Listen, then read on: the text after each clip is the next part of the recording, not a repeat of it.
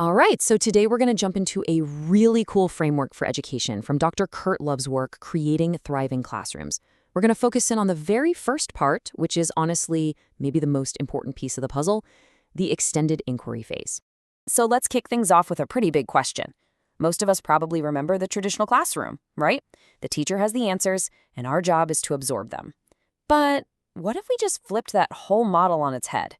What if the entire learning journey started not with an answer, but with the student's own question? And that one idea, starting with curiosity, it really requires a huge shift in how we think about school. It takes us way beyond the standard textbook model of education. Okay, so let's break this down. On one side, you've got what we might call passive learning. It's teacher-led, there's a set path, and it's all about delivering content. But look at the other side, extended inquiry. This is where things get really interesting. Suddenly, it's student-driven. The path isn't fixed, it's co-created between the teacher and the students. And the fuel for the whole thing, it's just genuine curiosity. It's about empowering learners right from the get-go. So how do we actually do this? How does this idea come to life in a classroom? Well, it all kicks off with the first official phase in Dr. Love's framework, inquiry. This is where the magic really starts to happen.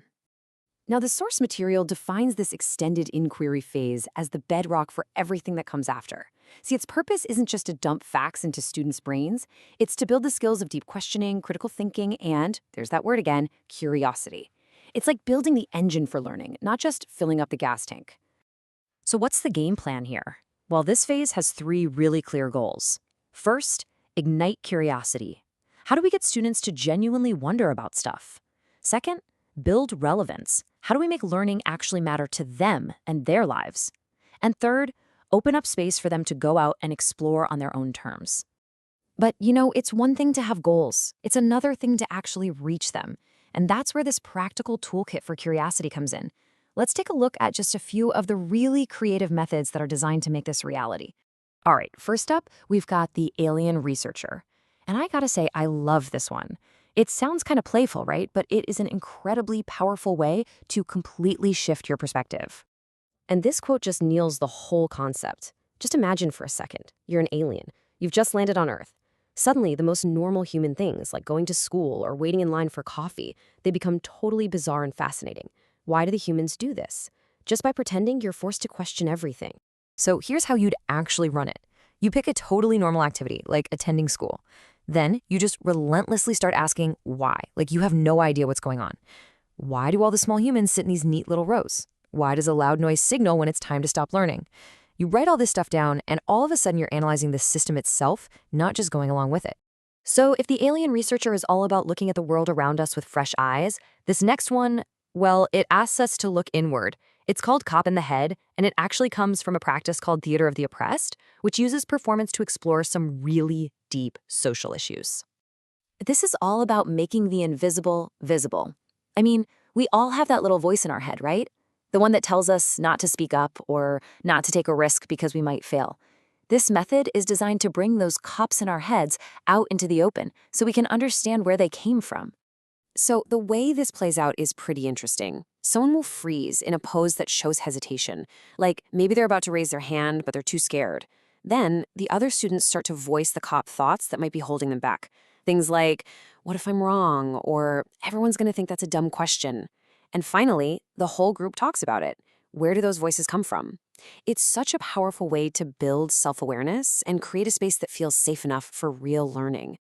Okay, the last method we're going to check out today is called curious callouts. This one is just fantastic for kicking off a dynamic conversation, like right away. And the whole idea here is super simple but really effective. You use a short, provocative prompt, maybe a bold claim or a tough question, to get people thinking and talking immediately. It's like a spark designed to shake up assumptions and get everyone engaged. So, picture this. A teacher just drops a bold statement into the room. Something like, technology makes us less connected. Boom. There's no right or wrong answer. The point is the debate, the discussion that follows, and all the new questions that come out of it. That conversation then becomes the launchpad for students to go do their own research. And here's the thing that's kind of mind-blowing. We've just touched on 3 of these methods, but the source material, it lays out 15.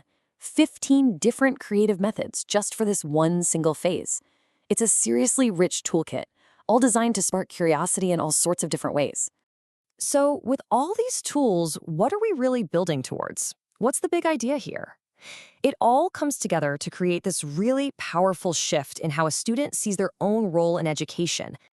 And this quote really says it all. When you use these methods, students stop being these passive vessels that you just pour information into. They become architects. They become co-creators who are actively building the conditions for their own learning. And that develops a sense of ownership, of resilience, and really a lifelong love for asking questions. So, I want to leave you with a little challenge, something you can try today. Think back to that first method, the alien researcher.